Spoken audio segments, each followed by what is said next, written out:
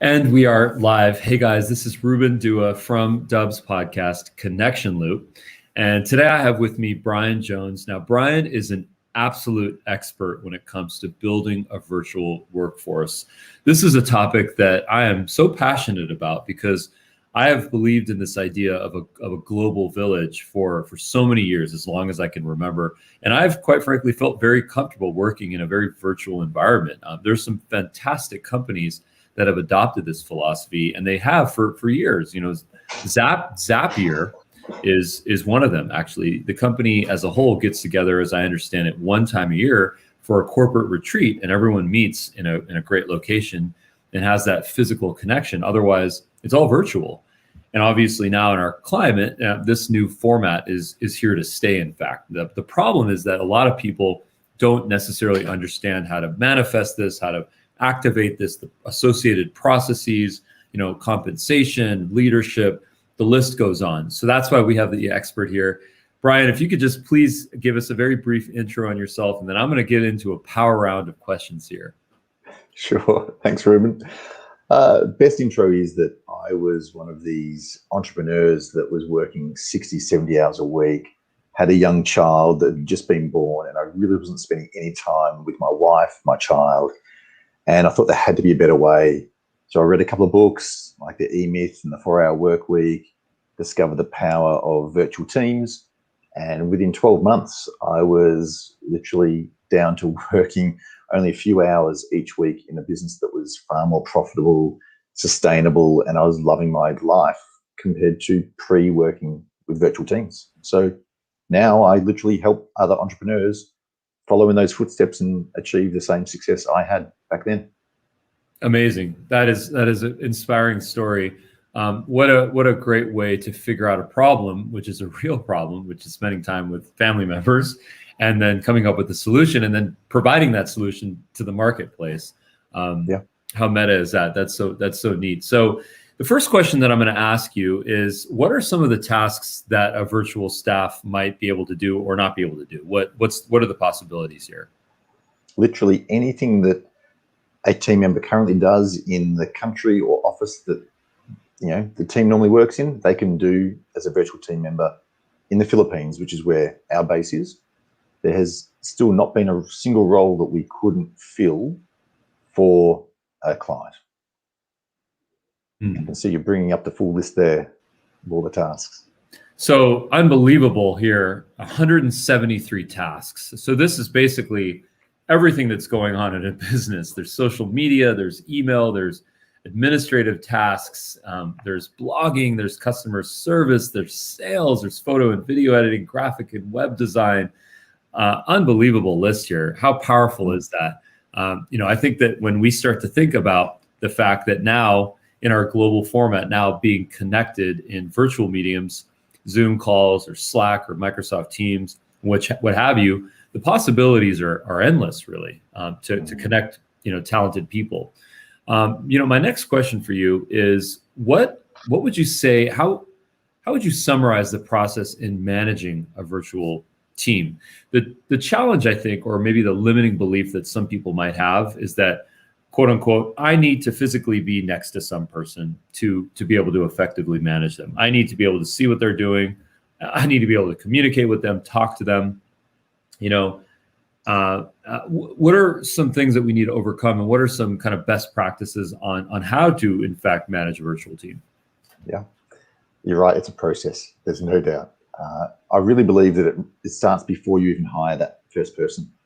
You really have to think about the type of person you want to work with. It's the person you would enjoy working with, so that when you're going through the interview phase to select the person, you've chosen the person you'd be willing to have over to your house for a family dinner with your family. Someone that's interesting, engaging, and then that you've got that right intuitive person on the team. Once they're on the team, the process is, you and I both love Ruben video.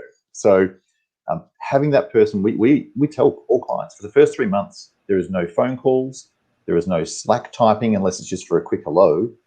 Every bit of training and communication must be done by video, so you get to know one another. You can share a joke. You can just see how each other communicate and fall in love with the team member you work with. if it's not for video, it honestly doesn't work in a virtual world, especially in the first 3 months. Then after 3 months, if you really want to gain traction, efficiencies, if a business wants to scale, you have to dial back the video a little bit. Don't get rid of it, but dial it back so that you start using more audio or shorthand text messages to communicate about how a task is going or a project is going, but never lose video. That's the key. Well, I mean, you're speaking our language there, because we're such huge proponents of replacing live video conversations or calls with pre-recorded asynchronous videos. My favorite thing to say is sometimes you can share a 30-second video and save yourself from a 30-minute conference call. So I'm a huge fan of that. I think people should try it. I do it literally dozens of times a day, and I save myself an amazing amount of time. So, great point there. There is a famous quote from a gentleman by the name of Benjamin Franklin. If you fail to plan, you are planning to fail, right? And how is that relevant in this context? Well, what you mentioned is the need for process, right? And what I love about what you said is that so much, if not all, of the things that we do as a company can be systematized. They can be converted into a process. Now, of course, there's room for adoption. There's room for pivoting, changing, learning, taking data, making tweaks. There's always room for that. But for the most part, if you're not planning to create processes for everything, then what you're effectively doing is requiring constant live communication back and forth, which could be, in fact, very inefficient. What is your take on that? Well, if you want, Ruben, we can give all of your viewers and listeners access to our Teachable course with free access. And I can promise you, you have to give the email address, but we will not email anyone that puts their email address in. It'll take them through the entire process that we recommend. There's about 35 steps or tutorials that we believe any new business should take in going through this onboarding of a virtual team member, and literally building how-to guides, systems for every single task that happens in the business, and then training a backup person on how to do those tasks so that the business can run autonomously. It never goes back to a manager or the boss to have to do tasks when someone's away for 2 weeks or 3 weeks that was unannounced. It was, no one was expecting them to be away. So by going through a proper onboarding process using video like we're talking about, building the systems and processes, and building a real team-based approach where when someone's away, someone else steps in, going through that Teachable course will teach everyone how to do it with a virtual team. Doesn't matter whether they're in the same country, another country. You could have a lot of workforces, especially some of our clients, they've got workforce in 10 different countries. The principles and the systems still apply. That's amazing. What a valuable asset here. I think that everyone should check this out. So, what I'll be doing is I'll be putting a link to this in the show notes here so that folks can grab that. Next question that I have for you is, how can we be, there's just a lot of language about virtual assistants, managing a global workforce. How do we kind of move away from a lot of that philosophy, a lot of that mindset, and really come from a place of empowerment as a leader to really make someone feel like they're making a difference, that they're part of a team, that they're not some cog in a larger system where eventually they're going to feel unmotivated, unhappy, and leave. True. How do we come from a place of true empowerment and happiness? Oh, I love that word, happiness, Ruben. I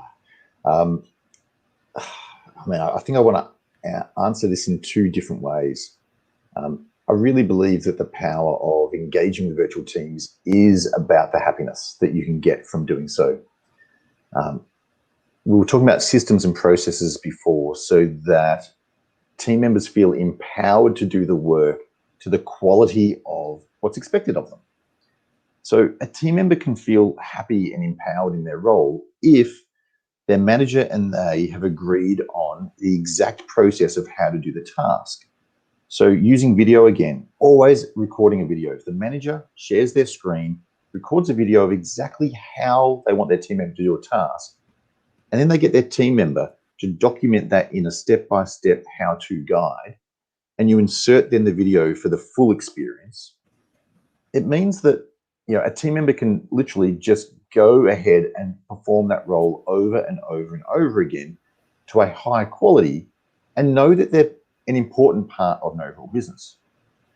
The next step we would suggest is every business should have a wonderful, let's talk about it like an Excel spreadsheet that lists every single task that is done in a business under each division: sales, marketing, customer service, finance. Have a person allocated to each of those tasks. Have a person as a backup to each of those tasks, and have the documented system over in the next column. That way, everybody knows that there is a huge machine at play, but they perform a really important component of that. If they don't do their job well and to the level that's expected, everything else falls down in the whole machine. So literally having that amazing tool of every task, who does it, who's the backup, how do they do it, that is one of the real secret ingredients to running a successful virtual team. Now, a lot of folks struggle with this idea because they don't live in a world of process. They live in a world of reaction, where something happens in the universe and then they react to it. And in fact, it's very challenging to develop a processes to execute upon that, and to be hands off. In fact, I actually know that there's a direct correlation between being reactive and being a micromanager, because if you're constantly trying to react to a situation, that you're constantly probably telling someone on your team, do this or change that or do this, where you're not necessarily respecting a process that's already implemented. So multi-part question here: how can we be more proactive and less micromanagerial? Oh man, I love this question. You are pulling at my heartstrings, Ruben. So we believe if you put all of the power, you're pulling at them. If you put all the power into the actual team member, so you're no longer managing someone, but you're giving them the authority to act within their role and improve themselves, then the team member will grow and grow and grow and stay with a business for the long term. And that's what every employer wants. They don't want to have high turnover. They want staff that stay within a business and are self-learning, self-growing, and want to grow. So we've got a tool that's called, it's basic, what success looks like. It's, again, an Excel spreadsheet. And my guidance to every boss, every manager is, this is not your tool. This is your team member's tool. It lists all of the tasks that they currently do for you in the business, for themselves in the business. And they can rank themselves at the end of every month as to how well they feel they're performing at their role. They can write lots of notes about actual activities. Hey, for Bill Bob's, I provided amazing customer service because I went above and beyond and did this and this. On the next day, the manager can come in and just have a meeting with their team member and literally review how the team member felt they performed in that month for every single task. The team member can then literally say, look, I don't think I performed well here. I really need some more support. Or I performed this bulk of tasks amazingly. Boss, can I have some more tasks? I think I'm ready to grow into another role. So putting the power to the virtual team member, the expert, is how to do it. And that's probably the second biggest key ingredient to a successful virtual team, allowing that team member time to reflect upon their performance for that month and then present that to their boss and say, how do you think I went? This is how I think I felt. What do you think? So there you go. That's what I'd say, Ruben. Very good. Next question is, how do we set up a system for longevity with a virtual team? And what I mean by that is, how do we create, if a company in the United States wants to set up a system for longevity from a payroll perspective, there's a couple of requirements. Number one is you have to have a good payroll system set up. Can't be using PayPal to pay people every 2 weeks. It's very unprofessional. You need to have, W-2 documents. You need to have benefits. You need to have paid time off, sick leave, paid vacation, processes, HR documents. It's very murky when it comes to creating systems like that, compensating people, creating structure when it comes to an international global team. I don't know of companies that might be soup to nuts A to Z solution for something like this. I don't know if that exists. Maybe it does. I'd love to get your take on that, how we can set up the infrastructure for success. There's two-part answer. The first is, Ruben, treat everyone the same. There's some amazing organizations that have virtual team members all around the world, and they don't treat them any differently. So, if you're a scaling business in California and you offer, 10 days annual leave, 5 days sick leave, then offer that to your team in the Philippines, in India, in Africa. Treat everyone exactly the same, so long as you've looked into whether that's culturally acceptable in the country that the team member's working, so long as it's more favorable to those team members. If you offer private health insurance in America, then you should offer private health insurance in the Philippines to your team. If your team in California have gym membership subsidized at 50%, do the same for all of your virtual team members.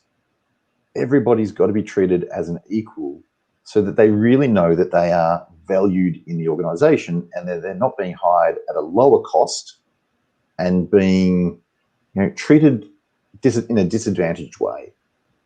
So that'd be the first thing. The second thing I'd say is, going back to that answer I gave a little while ago about literally making it totally visible about everyone's role in the organization, who's the backup person, and telling your team you can apply for any other role when you're successful and an expert at your current role.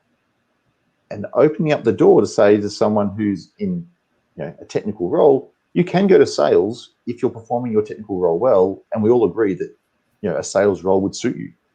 So not limiting someone and pigeonholing them to a particular role just because they're doing it well. So if you do it well, you can move on to another role and they can see all of the roles that are being done in the organization. So that's how I do it. And then what would you recommend for software or for systems to get payroll, PTO, sick days, benefits, all of that? How can we manage that? It's a good question. My suggestion for a multinational organization is you would have to create a subsidiary entity in the country where your staff are living.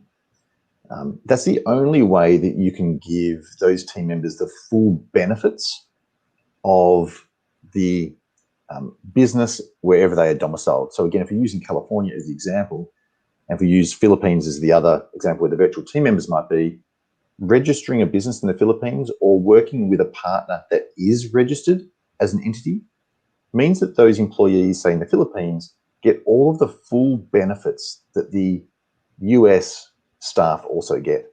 So they'd get their super, their pension, their private health insurance, their bonuses, their protection under the legislation as being an employee.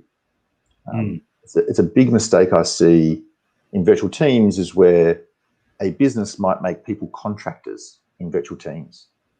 And that person knows that they're at risk of losing their job any moment. And that makes them hard for that longevity. So if you at least partner or establish a registered entity in the country where your virtual team members are, it means that you have to set up proper payroll systems, HR systems.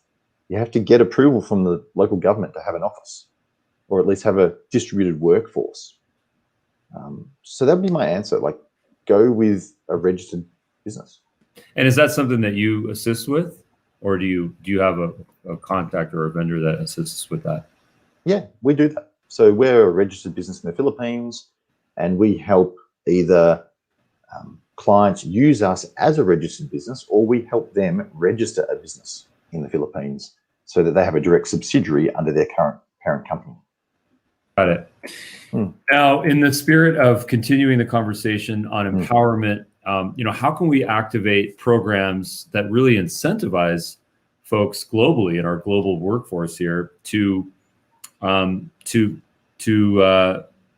feel like they own part of it. Bonus programs and special incentives, commission structures. How would you guide us on that? Such a big question. Like, how does a business owner in California feel about giving a virtual team member in the Philippines ownership in their business? They're not sure, right? Because they're a bit scared. How long will this team member be around for?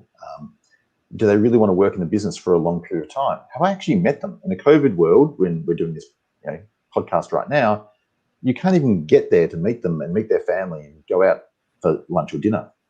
So I'd suggest that you wouldn't be offering ownership as an incentive right now until you can really travel and meet your team. As you mentioned before, there was a company that has a yearly summit where they get all their team together. Yeah, Zapier. Definitely, Zapier. But definitely if you feel that the role requires a sales incentive, if they're part of a sales team, putting that in place, but so long as you're still using that what success look like tool so that the team member feels that they can give their feedback first about their own performance, rather than a manager coming in saying, you performed well, here's an incentive. It's more about how the team member feels first, and then allowing that to drive any incentive discussions and performance-related discussions. The other side, I'd say, is work out what that team member likes in their particular culture. So in the Philippines, they love to take time off for their birthdays, which not every other country does. Most people work on their birthdays. In the Philippines, they want to take a day off on their birthday. They want to take a day off to go and visit the graves of their grandparents. It's really important to them to do that. So knowing the idiosyncrasies of the culture and giving them that performance incentive of days off or bonuses to do with their performance and their wishes. That's how I'd recommend it. What amazing advice. I mean, how important is it to think about the desires, the cultural nuances of the people on our team, and to empower them and to give them that reward, that benefit of doing the things that you mentioned, enjoying their birthday, visiting the grave sites of just the deceased. I mean, that is just empathy on a massive level. I really appreciate that feedback. It's so important to not only learn what those are, but to really exercise the muscle about thinking about those things, because that can be applied to so many things. Yeah, great. Yeah. And next question is, this one you might have some fun with, at no one's expense, but what are some of the biggest mistakes that you might see that businesses make when it comes to, having a global workforce? Okay. Let's start, the biggest one I see is treating people as task doers. So, throwing people tasks and saying, go do the tasks to the quality that I expect. Here's a system that I've already documented, read the system and do the task. And that's just like saying to someone who normally writes their signature in their right hand every day, and they know how to do it, to go and write their signature with their left hand. Like, they know what their signature looks like. They know how their right hand normally does it. But can you exactly replicate doing your signature with your left hand? You can't. So it's a massive mistake to say to someone, here's a great documented system, follow it, and you'll be able to do that job exactly perfectly. It doesn't work. So the biggest mistake is not seeing a leader coach their team member. Coaching meaning you give them a system, allow them an opportunity to do the task, but allow a few foot faults. Allow them to have not done it perfectly and give them some coaching as to how they can perform that task better. It normally takes a virtual team member around 4 weeks to actually perfect a task, and it could be the most simple task. And I think all virtual team members need to feel that they've got that freedom to make those early mistakes, and that leaders can be more warm in coaching. I think the second biggest mistake I see new businesses work with is that they use their own language with the virtual team member. So there might be, you might have a business that uses the odd swear word. Now, that might work well in Australia or America. It depends on who you're working with. It depends on the industry. In the Philippines and India, for example, and Sri Lanka, if you use a swear word, no matter how well you know someone, they will remember that one time you used a swear word. and they will feel like you've insulted them in some way. So knowing your audience, knowing the culture of how people work, you just have to use the right phrasing and wording. The third thing I'd say is, going back to what we said, the biggest mistake that people make is they think they're hiring a person for a role and that person will stay in that role forever, because they think the person should feel like they were hired and they shouldn't try and expand their horizons to pursue a career. But every team member, no matter where they are in the world, they're looking for a career opportunity. They're looking for growth and to feel valued and that they can provide for their families. So having a career path for every new team member is probably my biggest tip and the biggest failure I see in business owners trying to hire a virtual workforce, not giving them a career. So that's it. They're my three biggest failures that I see. Extremely valuable. Extremely valuable, Brian. Thank you so much. Another question is, I used to travel a lot in my younger years, and I used to love people from all over the world. I love to go to different types of restaurants and meet people that come from different cultures and different backgrounds. I love to do work with people. I love to go to the airport and interact with people and just get a certain sense of diversity. It's fun for me. It's like meeting global citizens, right? Yeah. Some people who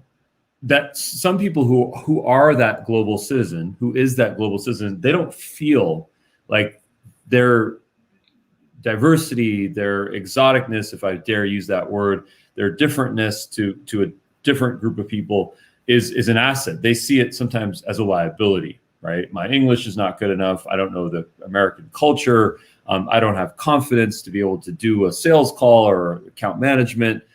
How do we get some folks on our virtual team to overcome that and to know that, things that are different are better, sounding different, thinking differently, and to overcome some of those confidence hurdles? How do we empower folks to do that from a leadership perspective? No worries. I'm going to try not to riff too long on this one, Ruben. It really comes down to that early first week onboarding process, making sure that the first conversation you're having with your team member is about the values of the organization, and hopefully they're documented. Having a documented values, mission, and vision statement is the best thing you can do, because somebody can really, as a new employee, read it, absorb it, and adopt the fact that their business that they now work for has a diverse workforce, that everybody is valued, and they can buy into that long-term vision. On day two, you really want that first line manager or the entrepreneur or the boss, like the CEO of the company, should be meeting with every single team member on their second day and just saying, you are valued. You're here for a reason. And you put it back to, again, the vision and the mission. And the team member can go, wow, hold on, I am important. If this person's taken 15 minutes out of their day to welcome me and help me understand that I am an important part of this business. And then throughout that week, really have meeting. The third day should be talking about the culture of where that person lives and the culture of where the manager might live, so that the new team member really understands that the boss has taken time to acknowledge the different cultures, right? That they're not just having to absorb into, say, a US culture, and that they have to completely get rid of their own culture. So that first week, those first 3 meetings, critical to getting someone to feel as though they are valued and heard, and that they won't lose their own identity. So true. I always go back to one of my favorite quotes. They don't care about how much you know unless they know how much you care. And that's just a note about just general empathy, caring, compassion, knowing that we're all human beings. We all deserve respect. We all deserve to feel empowered, to be respected, to be treated with a certain set of values that are, in fact, most of the times, that they should be equal among our entire organization. So I think that's such an important reminder. Thanks so much for that.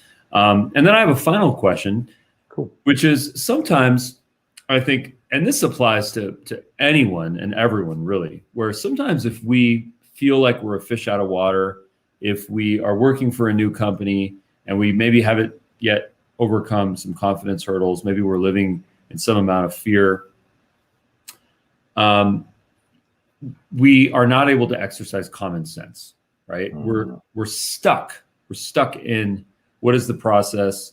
Is it documented there? If it's not, then should I do it? Should I not do it? If I don't know, should I try to make up a decision for myself? Should I ask someone? At what point can I break out and use my common sense?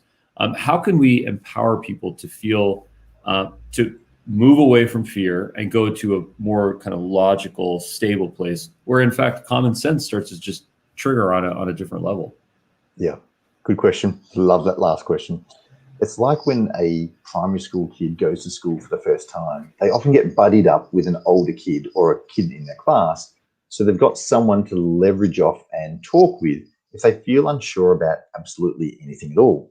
The same thing should be done in a virtual environment with a new team member.